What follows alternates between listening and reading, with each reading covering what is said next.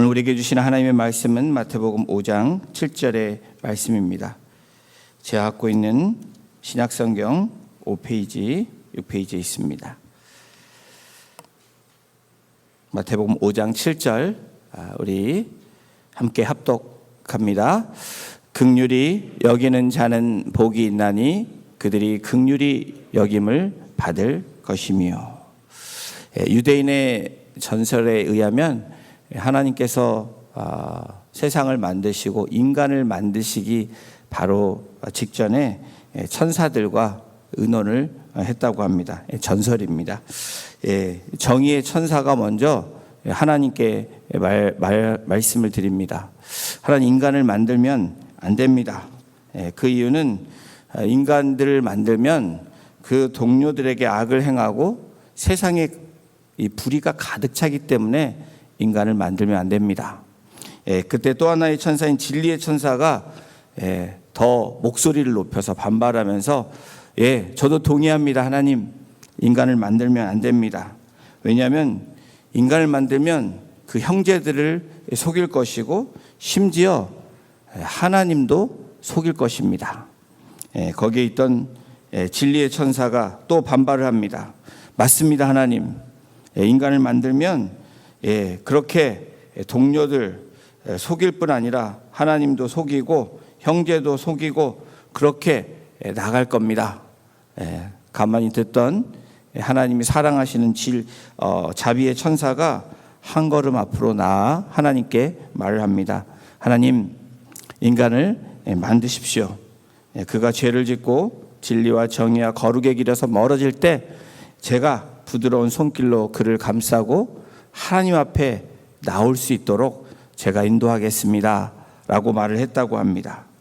여러분, 긍휼, 자비, 우리가 자주 보고 자주 듣는 또 성경을 읽는 단어 중에 가장 많이 나오는 단어 중에 하나입니다. 이 긍휼이라는 뜻은 당연히 보복을 해야 되는데 그렇게 하지 않는 역동적인 사랑의 마음이 긍휼, 자비라고 말을 합니다.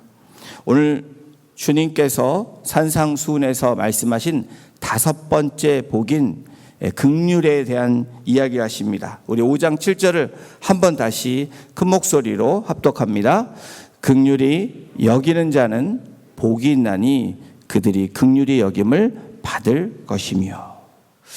긍휼히 여긴다라는 이 말은 다른 사람을 나의 처지처럼 생각해서 그들을 돕는다라는 말로 우리가 생각해 볼 수 있습니다. 여러분, 긍휼이라는 단어가 얼마나 많이 나오는지 아십니까? 이 신약 성경에 이 헬라어로 엘레몬이라고 쓰인 단어가 무려 500번 이상이 나옵니다. 그만큼 이 긍휼이라는 단어, 하나님의 성품이시기도 하시고 그리스도인에서 지켜나가야 될 덕목이라는 것을 우리가 알 수 있죠. 이 히브리 표현에서도 라하밈이라는 이 단어가 긍휼로 사용되고 있습니다. 부모와 그리고 부모가 자녀에게 또 형제가 형제에게 그렇게 가지는 애틋한 마음이 이 라하밈이라는 단어입니다. 여러분, 헤세드라는 말 들어보셨죠? 이 헤세드도 히브리어 표현으로 엘레몬, 이 자비라는 말로 우리가 대체할 수 있는데 택한 백성과 맺은 언약, 그 가운데 기초한 하나님의 사랑을 헤세드라고 합니다. 은혜, 사랑. 그렇다면 주님께서 5번째 복으로 왜 긍휼에 대한 말씀을 하셨을까? 그 당시의 시대적인 상황들을 우리가 생각해 보면 하나님께서 말씀하신 하나님의 성품인 긍휼이 왜 그들에게 필요하고 또 그들이 해야 되는 삶의 그런 중요한 덕목이고 실천인지 우리가 알 수 있는데, 주님 당시 율법과 종교 지도자들의 이 배타적인 신앙관들이 있었습니다. 선민 사상으로 그렇게 살아온 이 이스라엘 백성들, 그런데 타인에 대한 용서와 관용이 예수님 당시에 그 바리새인 서기관들에게 없었다라는 것을 우리가 성경에서 만나볼 수 있죠. 그들의 그들은 철저한 율법의 중심으로 이는 이, 눈은 눈, 악은 악으로 갚아야 되는 그러한 율법에 따라 그렇게 움직이고 살았던 사람들입니다. 죄 지은 자가 있으면 그저 율법대로 그들을 처벌해야 되는 그러한 율법 안에 묶여있는 사람들이었습니다. 유대인들뿐만 그랬을까요? 그 당시에 이 헬라 문화를 가지고 또 로마의 사람들도 마찬가지였다라는 겁니다. 이 사람들 중에서 어떤 철학자는 다음과 같은 말을 했을 정도로 그 당시의 시대적인 그리고 문화적인 철학적인 상황들을 알 수 있는데, 어떤 철학자는 이렇게 말을 했다고 합니다. 긍휼은 영혼의 질병이다. 말씀 들어보셨습니까? 긍휼은 영혼의 질병이래요. 남을 불쌍히 여기는 마음은 영혼의 질병이라고 이야기할 정도로 그 시대에 만연한 그 모습이 바로 예수님이 살았던 당시의 시대입니다. 저희들이 알고 있는 유명한 철학자인 아리스토텔레스도 이분이 이런 분이 아닌데 왜 이런 말을 했을까 퀘스천이 들 정도인데, 노예들을 향하여서 뭐라고 얘기했냐면 살아있는 도구, 연장이다라는 거예요. 필요 없으면 버릴 수 있는 끔찍한 그런 말들을 했습니다. 여러분, 그 2000년 전의 시대와 오늘의 시대는 어떻습니까? 우리가 살고 있는 이 시대도 마찬가지라는 거예요. 개인주의가 팽배하고 그리고 이 이기주의 시대에 긍휼에 대한 마음이 있을까? 남을 불쌍히 여기고 정말 남의 얘기가 나의 얘기처럼 그 마음을 가지고 살아가는 그러한 시대에 우리가 살고 있는가? 여러분, 이 긍휼을 현대적인 개념의 말로 한다면 자기 확대라고 이야기한다고 합니다. 자기 확대. 이 자기 확대가 뭐냐면 자신을 사랑하고 자신을 아끼는 것처럼 그것을 타인에게 확대시키는 그 현상을 자기 확대라고 이야기할 수 있습니다. 그러므로 자신의 마음을 우선적으로 열어야 되는 거예요. 자기 확대가 있는 사람은 내 마음을 먼저 열어야 된다라는 겁니다. 그리고 두 번째로는 타인의 다른 사람의 처지와 상황을 그대로 받아들이는 거예요. 저 사람이 어떻고 저쩌고가 아니라 저럴 거다라는 것을 그대로 받아들인다는 겁니다. 그리고 마지막으로 단점, 약점까지 서로 용서하고 친절하게 돕는, 그 타인을 친절하게 돕고 그들을 그대로 받아들이는 그 자세로 나아갈 때 자기 확대, 이 긍휼의 실천이 이루어진다라는 거예요. 여기에서 세상과 다른 자기 확대의 기반을 우리가 분명히 알아야 하는데, 오늘 말씀이 그것을 말해주고 있는 겁니다. 긍휼히 여기는 자는 복이 있나니 그들이 긍휼히 여김을 받을 것이며. 여러분, 자기 확대의 모습은 죄인들에 대한 예수 그리스도의 그 사랑과 은혜의 기반이 있다라는 사실입니다. 다시 말하면 하나님의 성품이며 주님께서 이 땅 가운데 오셔서 가장 많이 하셨던, 그리고 가장 많이 행하셨던 그 덕목 중에 하나가 바로 이 긍휼이라는 거예요. 여러분, 자, 한번 생각해 보십시오. 성삼위 하나님께서 하늘에서 그 자리만 지키고 계셨다면 여러분, 저와 여러분들이 어떤 모습이 되었을까요? 여러분, 주님은 그러한 위치를 버리시고 이 땅에 오셔서 자기 확대를 실천하신 분이 바로 우리 주 예수 그리스도이십니다. 바로 그 정신이 오늘 우리들에게 필요하다라는 거예요. 오늘 살아가고 있는 우리들에게 이기주의와 개인주의가 팽배한 이 시대에 그리스도인의 모습이 이런 모습이 돼야 된다라고 말씀하고 계시는 것입니다. 우리 주님의 구속 사역이 바로 긍휼이며 자기 자신의 확대라고 우리가 생각해 볼 수 있습니다. 그리고 우리 주님은 이제 자기 백성들도 그렇게 다른 사람을 대하여 그렇게 살라고 요구하고 계십니다. 이 땅 가운데 우리에게 요구하시는 것이 무엇입니까? 그 마음을, 그 주님의 정신을 나타내고 실천하라는 거예요. 그래야 하나님께서 하나님께로부터 긍휼히 여김을 받는다라고 말하는 이 다섯 번째 복이 그렇다라는 겁니다. 여러분, 주님께서 사복음서를 통해서 공생의 기간 동안에 이 사복음서에 수많은 많은 이야기들 중에 제일 많은 이야기가 바로 이 긍휼에 대한 이야기입니다. 그 한 예를 요한복음 8장에서 찾을 수 있는데요. 예수님이 감난산에 기도하러 가셨다가 내려오시면서 성전으로 들어오신 다음에 백성들에게 가르치고 계셨습니다. 그때 서기관과 바리새인들이 한 여인을 데리고 주님이 가르치고 말씀하시는 그 중앙에 세웁니다. 그 여인은 누구냐면 간음하다가 현장에서 잡힌 여자입니다. 이 여인을 두고 주님께 질문하는 장면이 요한복음 8장 5절에 이렇게 기록합니다. 모세는 율법에 이러한 여자를 돌로 치라 명하였거니와 선생님은 어떻게 말하겠나이까? 예수님께 질문을 하지만 몰라서 질문하는 것이 아니라 주님을 시험하기 위해서, 주님을 괴롭히기 위해서 이 말로, 율법에 대한 말로 예수님께 질문하는 겁니다. 예수님은 그 말을 들으신 다음에 그들의 말을 듣고 몸을 굽혀서 손가락으로 땅에 무엇인가를 쓴 다음에 다음과 같이 말씀을 하셨습니다. 우리 요한복음 8장 7절 요한부를 읽어보겠습니다. 시작. 이에 일어나 이르시되 너희 중에 죄 없는 자가 먼저 돌로 치라 하시고, 이 말씀, 다시 되묻는 그 질문에 사람들이 그 말을 듣고 한 사람씩, 젊은 사람부터 이 중년 노년에 이르기까지 한 사람씩 양심에 찔려서 떠나가는 그러한 일들, 사건이 일어납니다. 그리고 난 후에 간음한 여자와 예수님만 남게 되므로 주님이 요한복음 8장 11절에 이렇게 말씀하셨습니다. 이 말씀도 함께 읽어보겠습니다. 예수께서 이르시되 나도 너를 정죄하지 아니하노니 가서 다시는 죄를 범하지 말라 하시니라. 우리 주님이 하신 모습, 우리 주님이 하신 이 행함, 삶의 실천은 무엇입니까? 긍휼히 여기는 마음으로 긍휼하게 대하신 것입니다. 바로 긍휼히 여긴다는 모습이죠. 다른 사람의 처지를 내가 같은 마음으로 그 사람을 바라보며 대하시는 말씀. 분명히 하나님이신 예수님은 정죄할 수 있는 분이십니다.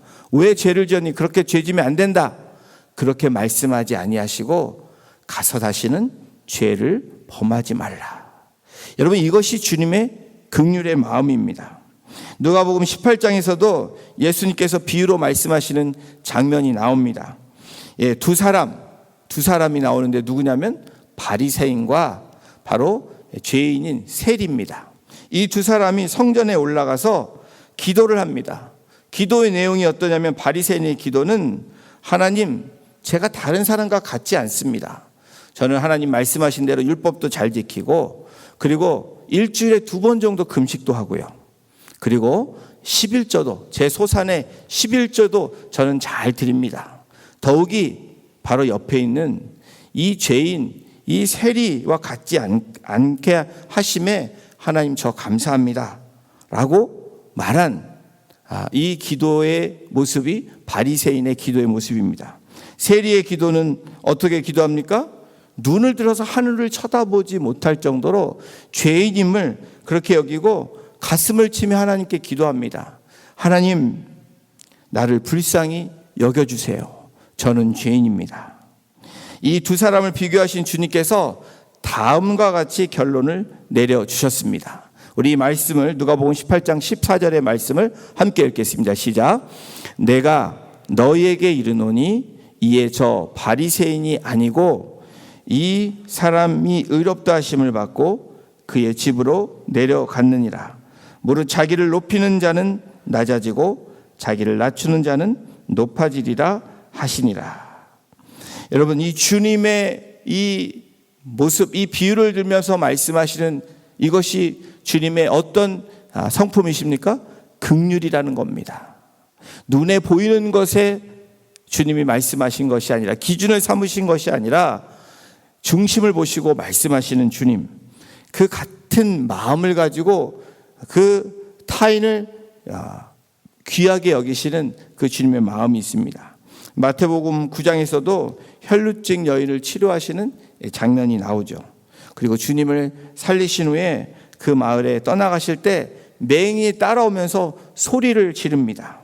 다윗의 자손이여 우리를 불쌍히 여겨주소서라고 그렇게 예수님께 간청하는 모습이 나옵니다.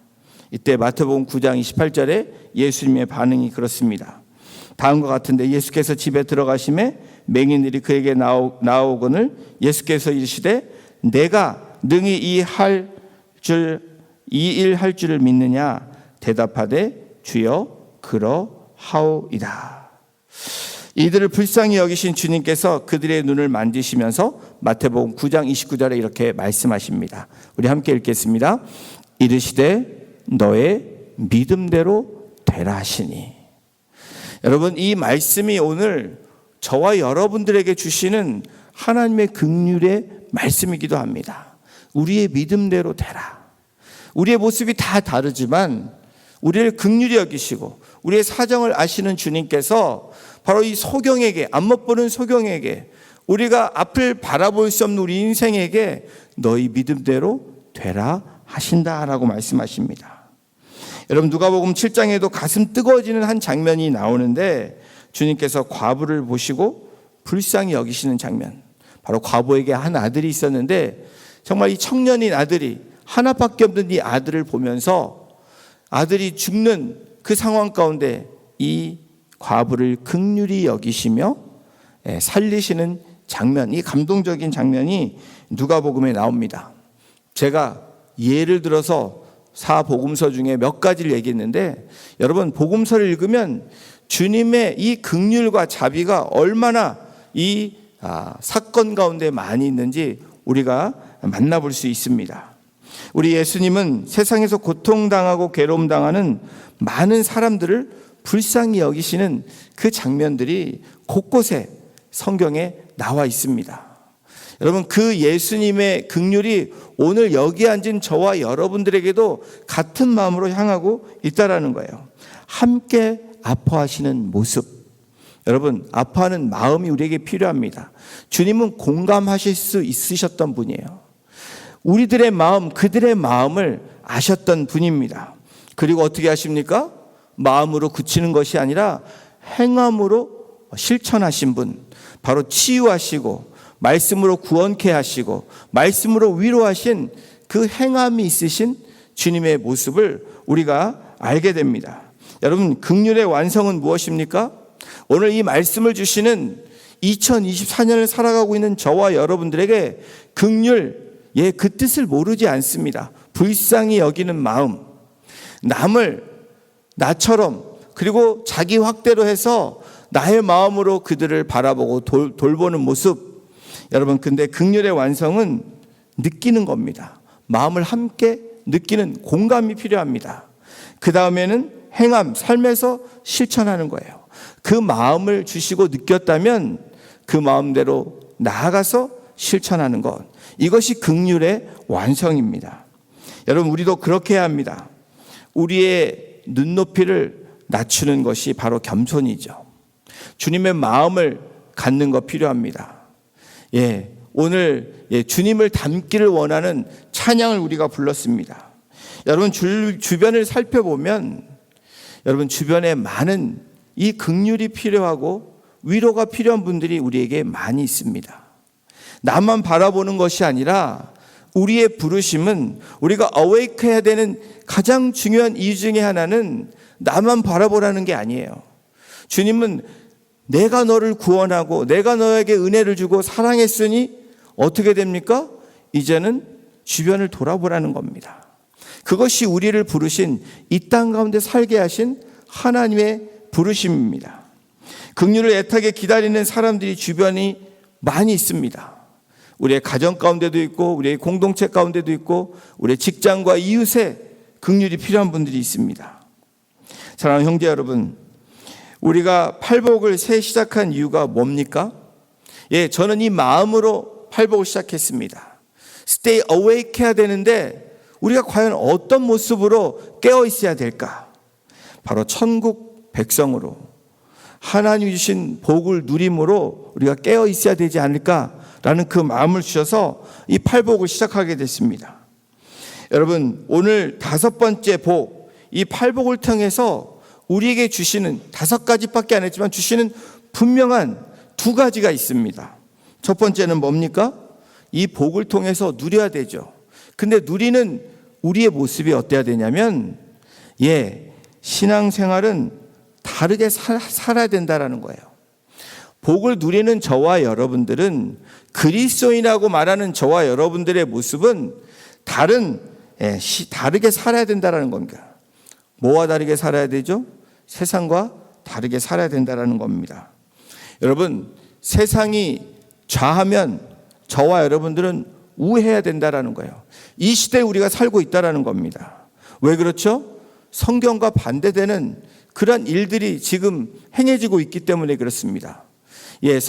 세상이 좌하면 우리는 우해야 되고, 세상이 우하면 우리는 좌해야 되는 것이 바로 우리의 삶이고 우리의 부르심입니다. 여러분, 그런 것에 우리가 몸부림치는, 세상과 다르게 살아가야 되는 그 모습이 바로 복을 누리는, 팔복을 가지고 살아가는 천국 백성의 모습이다라고 이 팔복을 통해서 우리에게 다시 한번 말씀하고 있는 겁니다. 또한 2번째는 이 팔복을 주시고 우리가 해야 되는 중요한 이유가 뭐냐? 이 복을 누리라는 겁니다. 이 복을 누리며 사는 사명이 저와 여러분들에게 있다라는 겁니다. 여러분 믿으십니까? 여러분, 그 복을 우리가 누리고 살아야 된다라는 거예요. 그리고 복을 나눠줄 수 있는 통로로 우리의 부르심이 있습니다. 그리스도인인 저와 여러분들은 행복해야 됩니다. 뭐에 행복해야 돼요? 세상의 가치관에 행복한 것이 아니라 주님이 말씀하시는 심령이 가난한 것 때문에, 애통해하는 것 때문에, 온유한 것 때문에, 그리고 긍휼히 여기는 것 때문에 우리는 행복해할 수 있는 차별된 신앙인으로, 차별된 삶으로 살아라고 말씀하시는 거예요. 여러분, 긍휼히 여기는 자는 복이 있다. 여러분, 이 말씀이 여러분들에게 다가오십니까? 여러분들이 실천해야 된 덕목이라고 생각이 되십니까? 너희들은 긍휼히 여겨라 라고 명령하시는 겁니다. 그래야 너에게 복이 있다 라고 말씀하는 거예요. 능력을 나타내고 비전을 가지고 네가 정말 최선을 다해 살아라 라고 말씀하시는 것이 아니라 뭐라고 말씀합니까? 심령이 가난해야 되고, 애통해야 되고, 온유한 소망 있는 마음을 갖고 살아야 되고, 그리고 너만 긍휼히 여기는 것이 아니라 네가 받은 그 긍휼을, 자비를 남에게도 긍휼히 여기는 마음을 가지라고 말하고 있는 겁니다. 왜 그렇습니까? 하나님이 나를, 여러분들을 불쌍히 여기셨기 때문에 그 긍휼의 마음, 불쌍히 여기는 마음을 가지고 형제 자매를 대하고 이웃을 대하고 세상을 대하라고 말씀하고 계시는 거예요. 매정하고 차갑고 냉정한 세상에서 이를 악물고 정을 억제해야지, 마음을 굳게 먹어야지 성공할 수 있고 살 수 있다라고 생각하는 세상적인 그러한 관점이 아니라, 그런 개념이 아니라 오늘 우리에게 말씀하시는 것이 어쩌면 연약해 보일 수 있는 것이지만 그것이 우리에게 강함이 되는 것이라고, 그것이 우리에게 능력이 되는 것이라고, 그것이 우리에게 축복이 되는 것이라고 말씀하고 계시는 거예요. 여러분, 긍휼히 여겨라. 그래야 너희가 행복해질 수 있다라는 말씀이 오늘 5번째 복에 있습니다. 긍휼히 여기는 자는 복이 있나니 그들이 긍휼히 여김을 받을 것이며. 여러분, 주님이 이 외치시는 말씀을 통해서 하나님의 음성을 듣고 깨어 2024년을 정말 복된 인생으로, 행복한 인생으로 살아가시는 우리 성도님들 한 분 한 분 되시기를 주님의 이름으로 축원합니다. 여러분, 긍휼은 마음에서 시작해서 행동으로 실천하는 것, 나아가는 것이라고 말씀을 드렸습니다. 마음으로 느껴지는 긍휼이 시작되어지는 것이 중요하지만 더 중요한 것은 그 마음을 실천하는 겁니다. 여러분, 이 긍휼의 마음이 있는 분들이 우리 가정에 넘칠 때, 또 우리 목장교회에 넘칠 때, 우리 공동체에 넘칠 때 판단하지 아니하고 있는 모습 그대로를 주님이 우리를 받아주신 것처럼 그렇게 대할 때 어떤 일이 일어날까요? 우리 공동체는 치유의 역사가 일어납니다. 위로와 회복의 역사가 일어납니다. 묶였던 문제들이 풀려지는 역사가 일어날 거예요.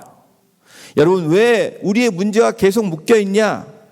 긍휼히 여김 받은 자임에도 불구하고 긍휼히 여기지 않기 때문이라는 거예요. 이 긍휼, 엘레모네스라는 이 헬라어 단어는 여러분, 이제 상처가 있는 곳으로 너희가 가라는 겁니다. 고통이 있는 장소로 이제 들어가라고 말씀하시는 거예요. 깨어진 아픔과 두려움, 혼돈 있는 가운데 너희들이 이제는 가라는 겁니다. 우리 주변의 비참한 사람들과 함께 울부짖고 있는 사람들에게 다가가라는 거예요. 이것이 긍휼히 여기는 자는 복이 있다라는 말씀이라는 겁니다. 긍휼은 우리 주변의 연약한 사람들과 함께 연약해지는 것이라고 말하는 겁니다. 여러분, 내가 위에서 바라보는 긍휼이 아닙니다. 우리 주님도 이 땅에 내려오셔서 그 마음을 품으시고 그 마음을 이해하신 것처럼 내가 좀 나으니까 너를 불쌍히 여긴다. 이것은 긍휼이 아니라는 겁니다. 그들의 마음을 함께 느낄 수 있는 이 공감이 이루어질 때 긍휼의 시작이 됩니다.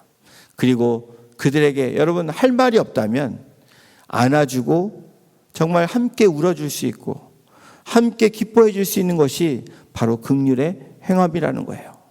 여러분, 무엇인가 해야 되는 것이 있다면 여러분 주시는 마음대로 그 마음을 실천하는 것이 가장 하나님을 기쁘시게 하며 위로의 놀라운 역사가 일어나게 되는 그 길임을 믿는 저와 여러분이 되시기를 주님의 이름으로 부탁을 드립니다.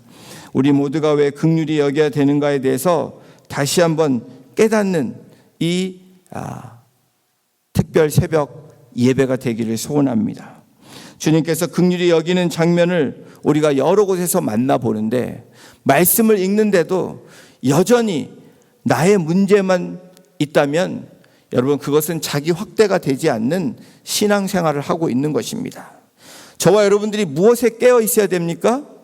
내 문제에 몰입되어 있는 것이 아니라 자기 확대를 하라는 겁니다. 내가 돌봐야 되고 또 내가 바라봐야 되는 나보다 더 어렵고 힘든 지체들을 바라볼 수 있는 그 마음으로 나아가는 것이 바로 긍휼의 마음입니다. 사람을 긍휼히 여기는 마음을 가지고 나아가는 우리 공동체가 되기를 소원합니다.